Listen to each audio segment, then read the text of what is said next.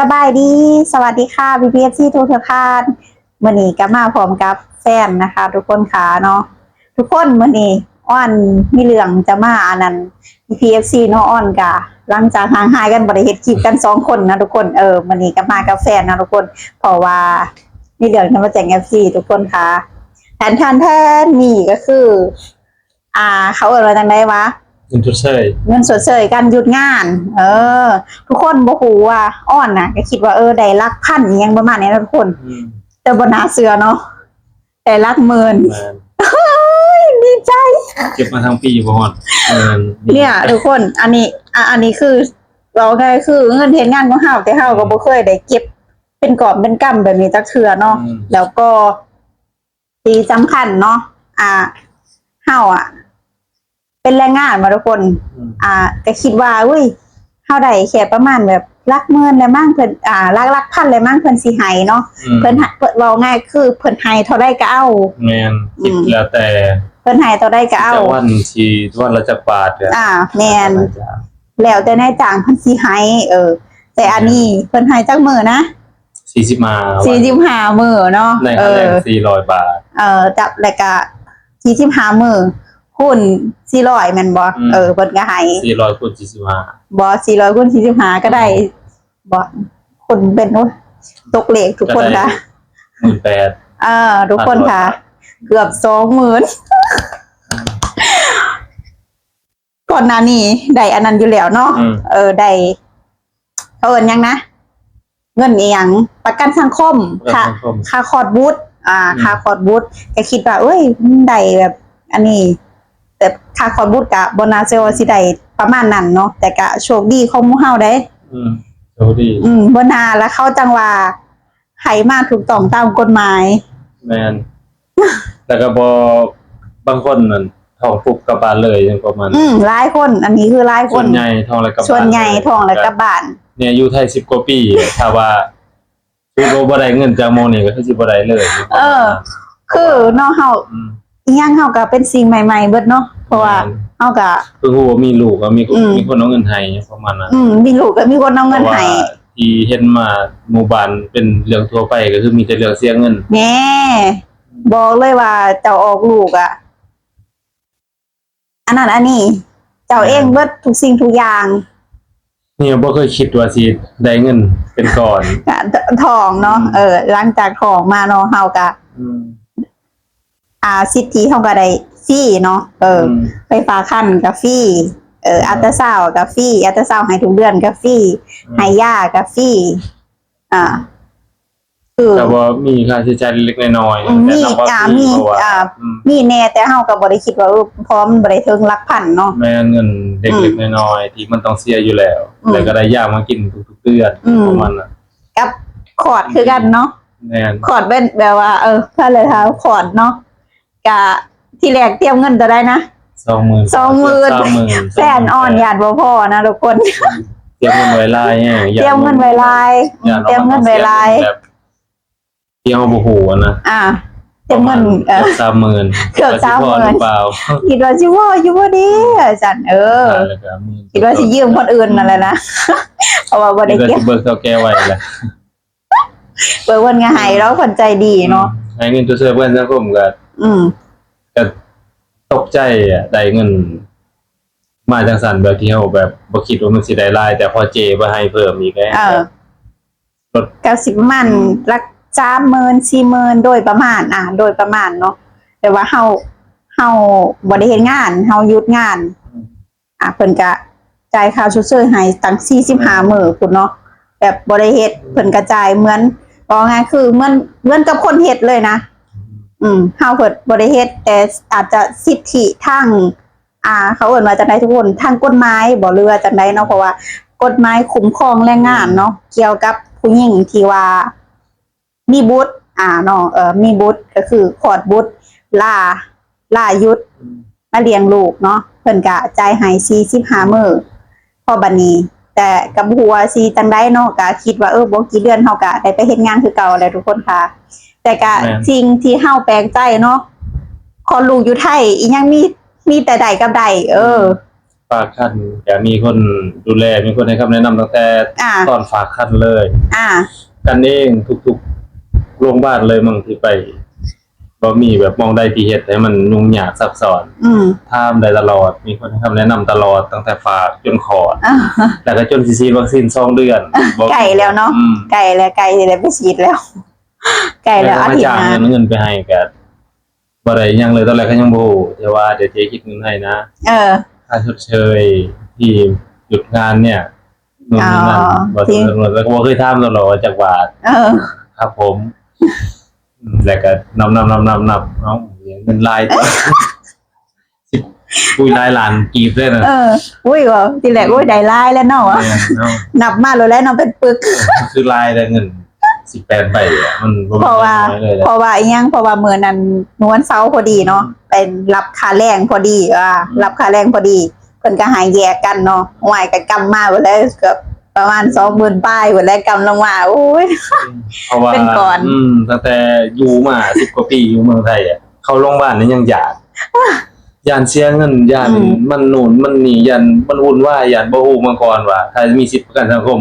อ่านเบิ่งช่องยื่นสิทธิประกันสังคมนู่นนี่นั่นบัตรทองก็ยังก็แค่ก็ไปยื่นบัตรก็มีคนแนะนำไปเฮ็ดทุกสิ่งทุกอย่างไปเบิกยาไปตอนนี้ก็เพิ่งรู้แล้ว ว่ามันบ่ได้ยากกันอย่างขนาดนั้น บ่ได้ยากอยังสิตัวเองคิด ว่าการไปโรงหมอ อาจจะง่ายกว่าประเทศเจ้าของด้วยซ้ำ บางเรื่องนะ เดี๋ยวก็นั่นอีก อย่างหนึ่งเนาะสิ่งที่เฮาคิดว่า มันจะยุ่งยากการเลี้ยงลูกอยู่ไทย เพราะว่าหลายๆคนเนาะหมู่คู่หมู่เฮาเนาะไอ้น้องญาติพี่น้องยังหมู่เฮาอ่ะ ออกอยู่บ้านเบิดท้องแล้วก็คือกลับบ้านไปออกอยู่บ้านเบิด แต่เฮาอ่ะก็เคยมีคือกันพวกอ่อนก็เคยมีกันเฮ้ยอีหยังคือต้องขอดอยู่ไทยอีหยังคือบ่ไปออกอยู่บ้าน สิปลอดภัยอยู่บ่หลายๆคนได้ทุกคนที่มาเว้ากับอ่อนหมู่คู่อีหยังเนาะที่เขาแบบไปออกอยู่บ้านหั่นนะสำหรับเฮา2คนเฮาก็ปรึกษากันนะทุกคนว่าเอ้ยออกอยู่นี่ก็ได้นะพอจังได๋เฮาก็มีประกันสังคมเอาก็คิดว่ามันอาจจะได้เล็กๆน้อยๆเพราะว่าเท่าที่ได้ยินมาเนาะอันนี้ก็บ่เคยสิว่าบ่ได้คิดว่าสิได้ด้วยซ้ำนะ เลยก็คิดว่าบ่แม่นสิว่าสิได้แบบขนาดนี้ด้วยซ้ำแต่ก็คิดว่าโอ้ยเฮาก็ซอยกันเลี้ยงนะปรึกษากันกับแฟนเนาะซอยกันเลี้ยงเฮาขออยู่นี่แหละแต่ก็อาจจะคนทางบ้านนำทุกคนค่ะทางแฟนแล้วก็ทางครอบครัวทางอ้อนแล้วก็ทางแฟนเนาะเขาก็ตัดบอกไงคือยอมรับการตัดสินใจของพวกเฮา2คนเนาะพวกเฮา2คนก็คิดว่าออกอยู่นี่แหละพอเฮาออกแล้วเฮาก็พอเฮาได้เฮาก็บอกได้บัดนี้ว่านี่เด้อทางบ้านกันเนาะอุ้ยได้ปานนั้นผู้บ่ เอาลูกก็ได้เงิน ออกได้ก็ได้เงิน คนก็ได้แล้วได้100,000นี่ แม่ แต่ไปเบิ่งกฎหมายข่าวๆมันได้แค่2 คนเนี่ย ได้แค่2คนเนาะในประกันสังคมแม่นมันได้แค่2คนบ่แม่นว่าสิเอาแต่ลูกคือสินะสิได้เงินเอาคือสิบ่ได้ อันบ่แม่นเนาะ จริงๆมันเป็นต่างดาวเขาให้เงินเล็กๆน้อยๆหรือบ่ให้เลยก็บ่ได้คิดว่ามันสิบ่ดีมองได้เลยเพราะว่าสำได้งานเฮ็ดมีเงินกินซอยเรือจุนเจือครอบครัว อยู่ประเทศ แม่ เพิ่นเนาะ ดีแล้วบ่ว่าไปทางอื่นมันสิได้จังซี่บ่ว่าที่ตัวดี ก็คือสิทธิคือหลายๆ PTFC คนคอมเมนต์มาบอกหั่นแหละที่ออนลงคลิปไปเพิ่นก็บอกว่าสิทธิแทบจะเท่าเทียมกับคนไทยเลยได้สิทธิประกันสังคมของต่างดาวเพิ่นว่าแทบจะเท่าเทียมกับคนไทยเลยได้เพราะว่าเขาอันนั้นไฮเบิร์ดหั่นนะเขาอันนั้นไฮเบิร์ดบ่ว่าทั้งประกันบ่ว่าทั้งนายจ้างเนาะเขาก็อันนั้นดูแลเฮาอย่างดีเฮาคิดว่าก็แม่นดีเบิดก็คือต่อไปก็คือสิได้บอกญาติพี่น้องหั่นแหละว่าขออยู่นี่แหละบ่ได้เสียรายปานนั้นแล้วก็เฮามาถูกต้องตามกฎหมาย7 เดือนก็ครับระบาดต้องครับที่เราปลอดภัยที่จริงน้องเนาะล่าสุดน้องเฮาบ่ได้อันตรายจังได๋มีหน่วยงานที่มันที่เขาเชี่ยวชาญอยู่แล้วคอยดูแลและยื่นประกันสังคมสำนักงานประกันสังคมเองกับกันเองอันนี้คือไปยื่นเองบ่ได้ไปแค่ไปนู่นนี่นั่นก็ไปเอกสารตามเรื่องตามราวยื่นสิทธิ์นู่นนี่นั่นเฮ็ดไปแค่แบบผมเป็นคนขี้เกรงใจอยู่แล้วยกมือไหว้ก่อนเลยตามขอโทษตลอดเวลาจนแบบเขาไม่ต้องขอโทษไม่ได้ทำอะไรผิดเฮาบ่ฮู้เนาะแม่นเฮาบ่ฮู้เฮาย่านไปก่อนเฮาย่านแต่อย่างนึงที่เฮาก็คือเฮากล้าถามแม่นกล้าถามไว้ก่อนกล้าถามกล้านั้นเพิ่น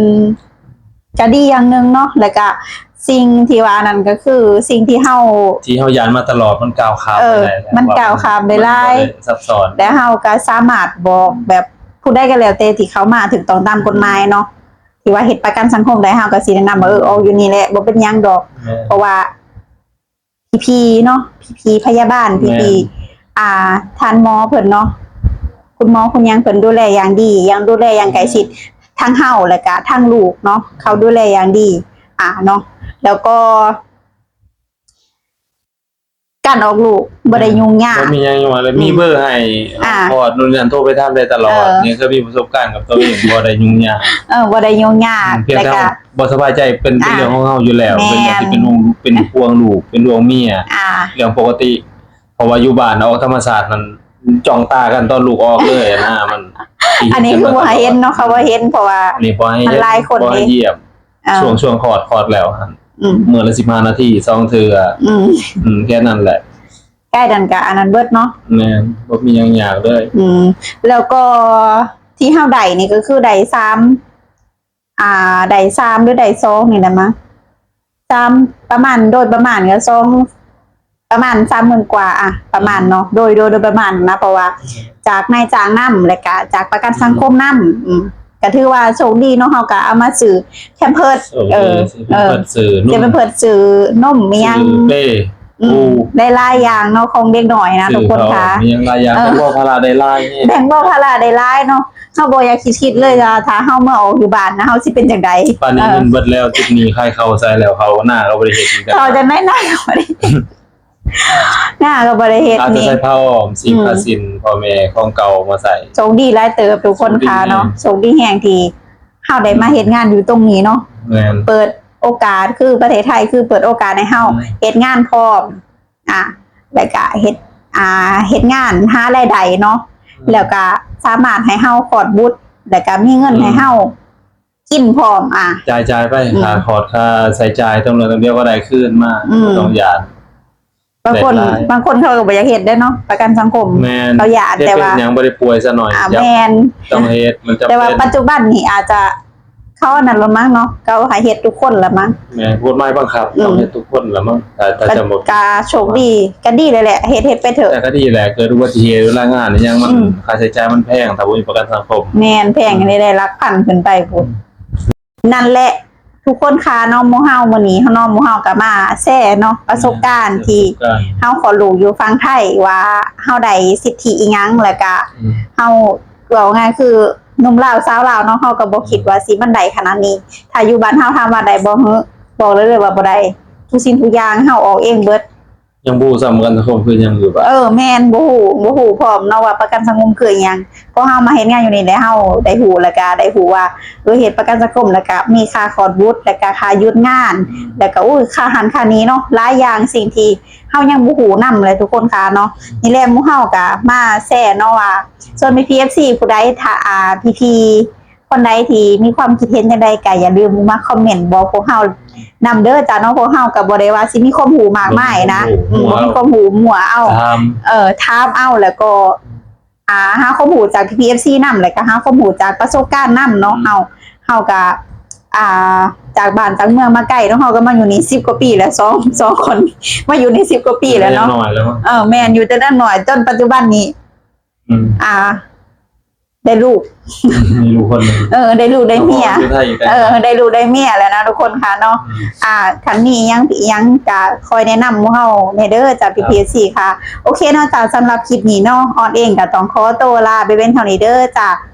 ขอบคุณ PPC ทุกท่านที่รับชมรับฟังเลยเป็นกำลังใจให้จ้าพบกันใหม่ EP นะคะสวัสดีค่ะ สวัสดีครับ